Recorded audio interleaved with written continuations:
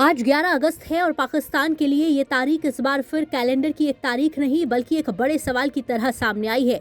बलूच राष्ट्रवादी 11 अगस्त को बलूचिस्तान का स्वतंत्रता दिवस मनाकर अपनी आजादी की मांग को दुनिया के सामने उठा रहे हैं। इसी मौके पर भारत में वर्ल्ड पीस यूनाइटेड के दूत परविंदर सिंह ने बड़ा दावा किया है। उनका कहना है कि अगर बलूचिस्तान पाकिस्तान से अलग हो जाता है तो पाकिस्तान की ताकत बुरी तरह कमजोर हो सकती है। लेकिन सवाल ये है कि आखिर बलूचिस्तान में ऐसा क्या है जिसके अलग होने के बाद पाकिस्तान के लिए इतनी बड़ी चिंता बन जाती है। इसे समझने के लिए थोड़ा इतिहास में जाना होगा। 1947 में ब्रिटिश भारत के बंटवारे के समय बलूचिस्तान की राजनीतिक स्थिति आज के किसी सामान्य पाकिस्तानी प्रांत जैसी नहीं थी। कलात समेत कई इलाकों की अपनी अलग राजनीतिक व्यवस्था थी। बलूच राष्ट्रवादी इस इतिहास के आधार पर 11 अगस्त को स्वतंत्रता से जोड़ते हैं। हालांकि इतिहास की इस व्याख्या को लेकर विवाद भी है और 1947-48 में कलात के पाकिस्तान के साथ विलय की प्रक्रिया को लेकर अलग अलग दावे मौजूद हैं। यानी 11 अगस्त का मतलब ये नहीं कि आज बलूचिस्तान एक मान्यता प्राप्त स्वतंत्र देश है, बल्कि ये तारीख आज बलूच राष्ट्रवादी आंदोलन के लिए आज़ादी के दावे और पहचान का प्रतीक है। अब सवाल है, बलूचिस्तान अगर पाकिस्तान से अलग हो जाए तो पाकिस्तान की ताकत क्यों घटेगी? जवाब है जमीन, समुद्र, खनिज और रणनीतिक लोकेशन। बलूचिस्तान पाकिस्तान के क्षेत्रफल का बहुत बड़ा हिस्सा है और इसकी सीमा ईरान और अफगानिस्तान से लगती है। सबसे महत्वपूर्ण है इसका अरब सागर से जुड़ा समुद्री इलाका और ग्वादर पोर्ट। यही ग्वादर चीन पाकिस्तान आर्थिक गलियारे यानी CPEC का बेहद अहम हिस्सा है। चीन ने पाकिस्तान में अरबों डॉलर के निवेश के साथ इस इलाके को अपने बड़े रणनीतिक और आर्थिक प्रोजेक्ट से जोड़ा है। इसके अलावा बलूचिस्तान को प्राकृतिक गैस, कोयला, तांबा, सोना और दूसरे खनिज संसाधनों से समृद्ध माना जाता है।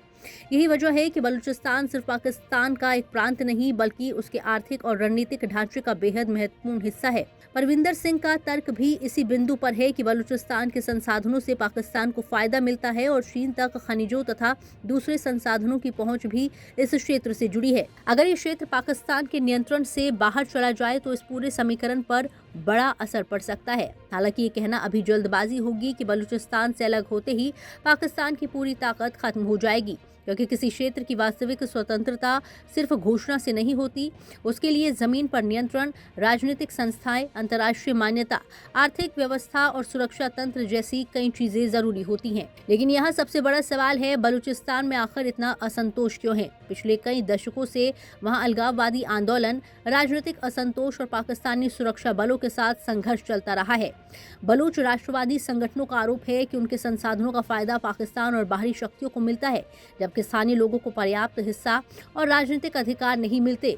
दूसरी तरफ पाकिस्तान सरकार अलगाववादी संगठनों को देश की संप्रभुता के लिए खतरा मानती है और उनके खिलाफ सैन्य कार्रवाई करती रही है। हाल के वर्षों में हिंसा और विद्रोही हमलों ने स्थिति को और गंभीर बनाया है। ग्वादर और CPEC की परियोजना की सुरक्षा भी बड़ा मुद्दा बन चुकी है।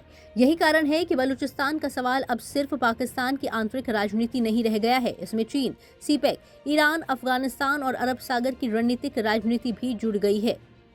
और जब किसी क्षेत्र में संसाधन भी हो और समुद्र तक पहुंच भी, तो वहां की राजनीतिक अस्थिरता का असर पूरे इलाके पर पड़ सकता है।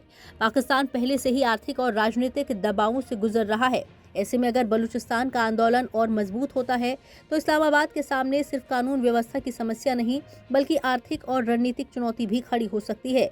इसी वजह से 11 अगस्त की गतिविधियों को पाकिस्तान गंभीरता से देख रहा है और बलूच राष्ट्रवादी इसे अंतर्राष्ट्रीय समर्थन जुटाने के मौके के तौर पर इस्तेमाल कर रहे हैं। अब सबसे बड़ा सवाल ये है कि क्या बलूचिस्तान सच में पाकिस्तान से अलग हो सकता है? यहाँ भावनाओं से ज्यादा जमीन की हकीकत समझना जरूरी है। फिलहाल बलूचिस्तान पाकिस्तान का हिस्सा है और किसी स्वतंत्र बलूचिस्तान को प्रमुख अंतर्राष्ट्रीय शक्तियों या संयुक्त राष्ट्र ने मान्यता नहीं दी है।